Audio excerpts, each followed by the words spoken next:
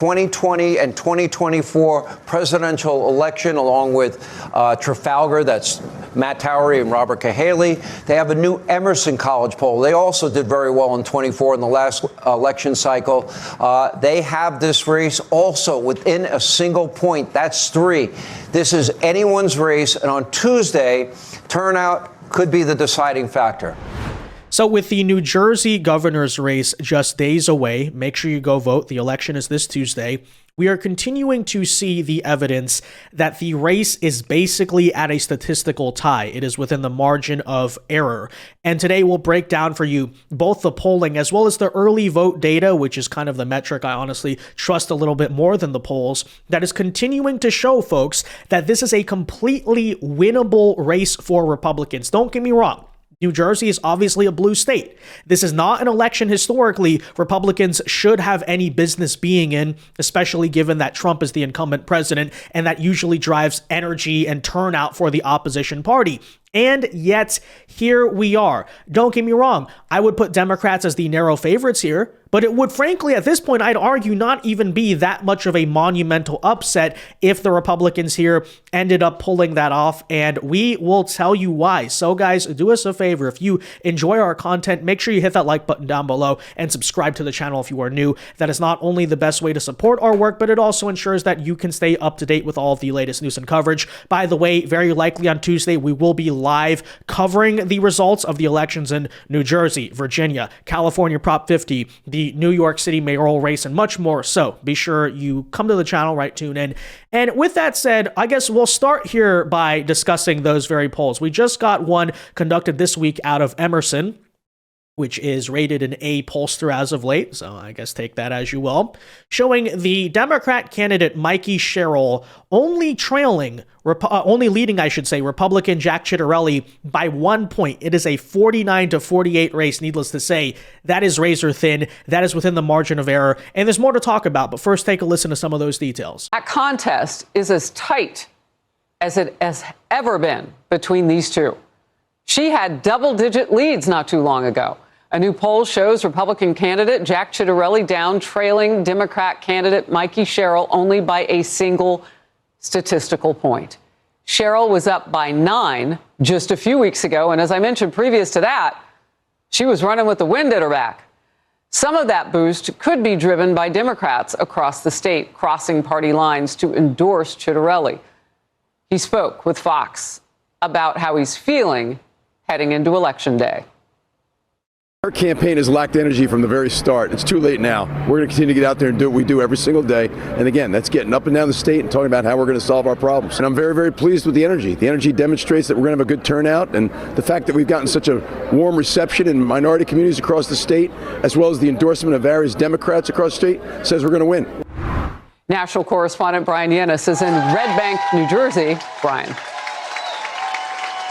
Harris, Democrat Mikie Sherill just wrapped up her remarks here in Red Bank, New Jersey, encouraging supporters to get out and vote over the next 5 days. Now, you know this race is close because, well, Sherill has brought in nearly a dozen of the Democratic Party's biggest stars to campaign with her, including former Transportation Secretary Pete Buttigieg this morning at 2 events in which both of them made the case that Republican Jack Ciattarelli will not fight President Trump to try and recover federal funding for the Gateway Tunnel project that President Trump terminated over the shutdown in D.C.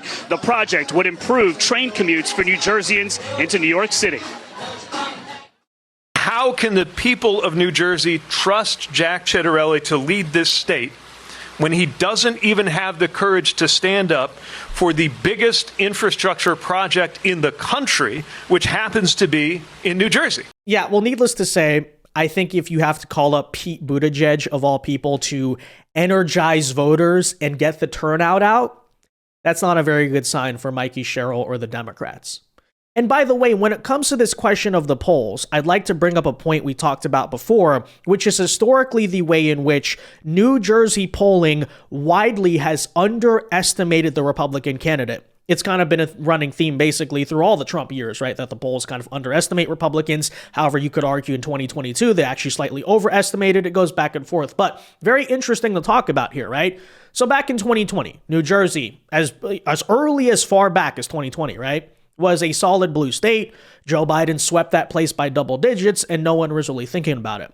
Well, in 2021, the last time Jack Ciattarelli, the Republican here, was running for the governorship against Phil Murphy, the average polling, we broke down these numbers on RCP, right? The polling average had Murphy winning by about 7 points. Yet the actual results were what? Well, he only won by about 2 points, which is to say, back then, the polling underestimated Republicans by 5 points. Well, now if the polling is basically showing that the race is either tied, I think the aggregate basically has Sherill up by 3, and it's an underestimation of 5, then that, of course, means Jack should be winning the governorship. I would further point out, right, that in the 2024 election, the polls were showing, again, a double-digit New Jersey victory for Harris, right? Plus 12 was one, plus 20 the other one. Harris, in the end, only won by about 5 against Trump. So that's to say, if the historic polling miss in New Jersey carries over, then we should be good to go. Like, this is a done deal. Now, I'm not necessarily at the same time saying that's going to happen. I think the polling miss will be a little bit less this time around just because now they kind of are now treating New Jersey like a swing state. So there's more scrutiny, there's more polling going on. But again, it is all here to say, keep in mind, +1, +2, +3 even, we're talking about a state that historically has missed the polling for Republicans. But ultimately, it's all going to come down to what central key question? Turnout. It is so important. It was the thing we stressed the most, by the way, in the 2024 election, and it still remains true today. Because I think here's the truth. Jack Ciattarelli, first of all, many things are going on in this election. Jack Ciattarelli's running a fantastic campaign. He's an amazing candidate, right? He's done a very effective job of both kind of having an outside appeal because it's a blue state. It's not necessarily a MAGA state. So he's able to win over some independents, some moderate Democrats, but also does not alienate the MAGA voters, right? He's a very good coalition builder, good candidate on one hand. Simultaneously, Mikie Sherill, the Democrat, as we've covered, is terrible. She's like Kamala Harris, minus 10 IQ points, can't answer basic questions. So last question, if you could pass one piece of legislation, what would it be? Wow, I would love, that's a really good question because there's so many that are coming to mind right now. But right now, I would love at this point to pass legislation to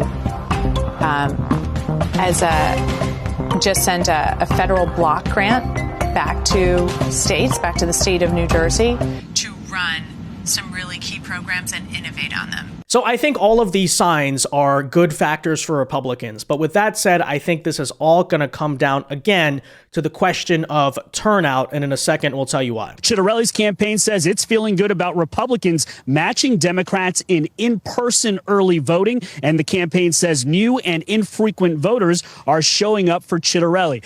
Bottom line is, John, we've got 230,000 votes that have come in in-person early voting. That already has surpassed the total number of 2021 when in-person early voting started. And so, we'll see. It looks like the turnout is high and energy is high. Right. Turnout. This is something we stressed so much in the 2024 election when we were covering it. We talked heavily actually about the voting numbers broken down by mail-in voting, early voting, because really this is actually a strong indicator of how it might go. So with that said, let us forget the polls now for a second and talk about what we're learning right now with the early voting and mail-in voting and all those things, because the central conclusion really is that if in the final days of early voting and obviously on election day, Republicans all get out the vote hard, right? Make sure everyone and we're all showing up and we're swamping the polls, we can absolutely win this. But again, it comes down to this turnout question because much like was going into 2024, we're entering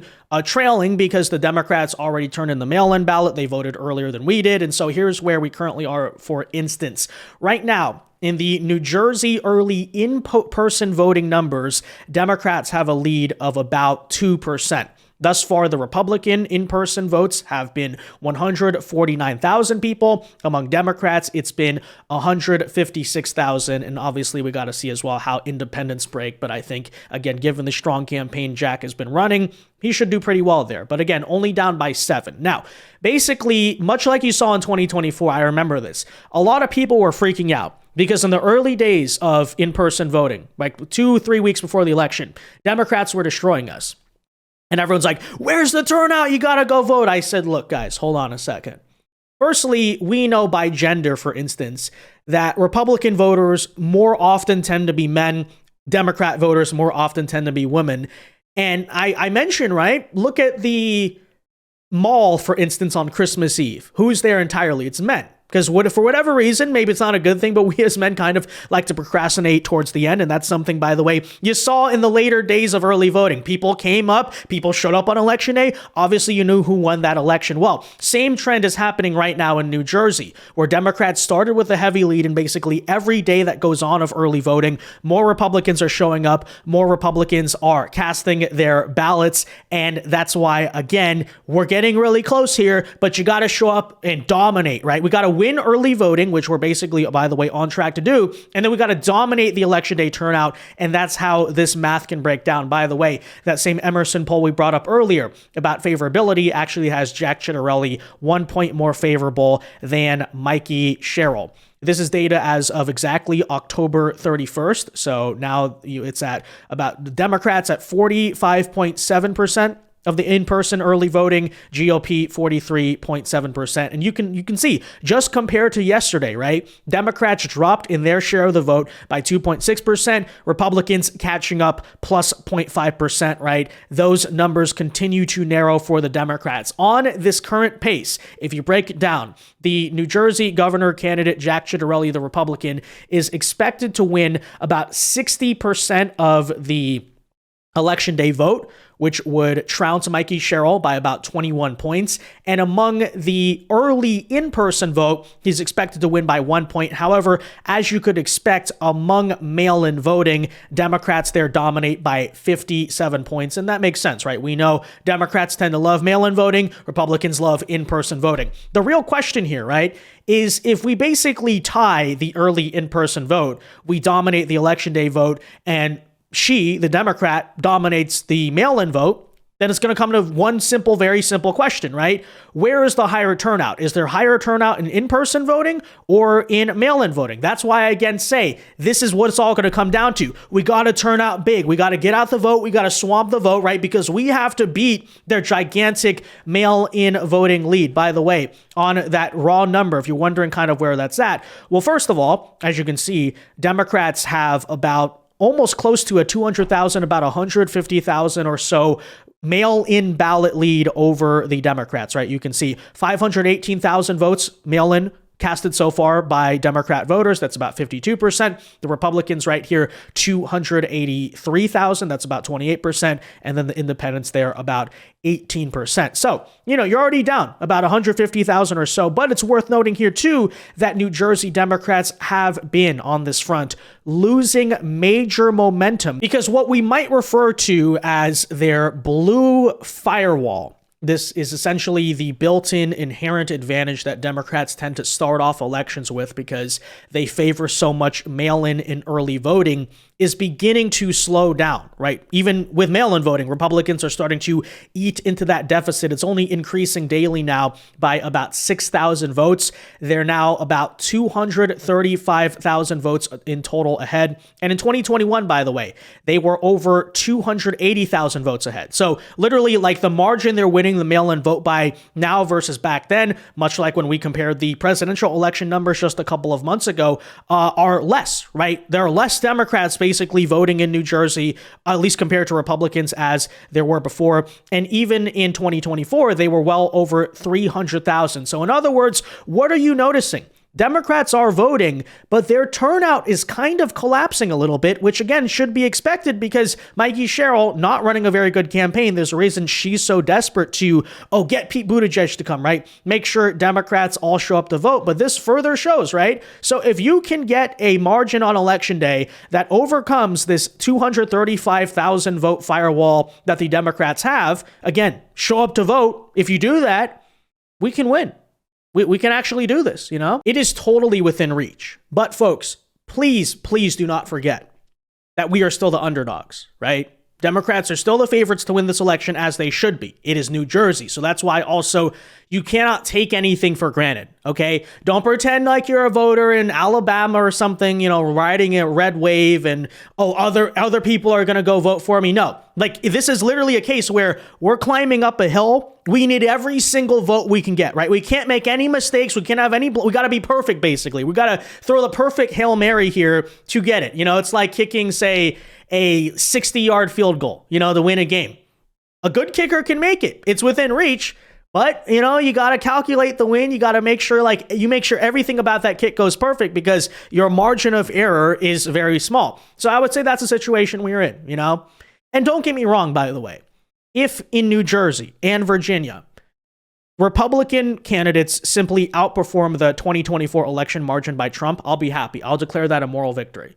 Because that proves, right, that the country is not suddenly taking this leftward turn. Oh, the election results are in line, if not better, than how Trump did. Yeah, that shows we're doing pretty well. But especially in the case of New Jersey, I'm not even interested in moral victories, right? When you're this close, when it's wholly in reach, no, we have to have the attitude of, yeah, we'll talk about the results later, but right now we're trying to win. We need to try to win because we actually are totally capable of doing this in freaking New Jersey. And by the way, okay, imagine the satisfaction. Obviously, it's a great thing for the state, but imagine just how satisfying it will be in you know, right after 2024, and now Trump's been president for a year. They keep saying, no kings, he's the worst president ever, everyone hates him, blah, blah, blah, Democrats are going to win back the House and all this garbage. And then it's like the Doolittle raid, okay? Like right deep in their own territory in New Jersey, a state that they own, you freaking flip the governorship. How incredible would that be, okay? New Jersey, voters, electorate, please make it happen. Get out the vote. Make sure you go vote. Same is true in Virginia. Okay, go vote for Winsome Sears. Even in New York City, you know, I'm frankly curious to see whether Mamdani actually overperforms or underperforms the polling there, because, you know, that could be another question of, well, progressives are claiming they're so popular. Democrats claim they have all this energy. Where's the energy? Where's the support, right? So that's another thing to watch. California, be sure to vote no on Prop 50. And if I'm missing any elections, let me know. But major elections, go vote on Tuesday if they apply to you, and we will be live. With that said, guys, do us a favor. If you enjoy our content, make sure you hit that like button down below. Subscribe to the channel if you are new. Let me know your comments down below. And until next time, God bless and peace.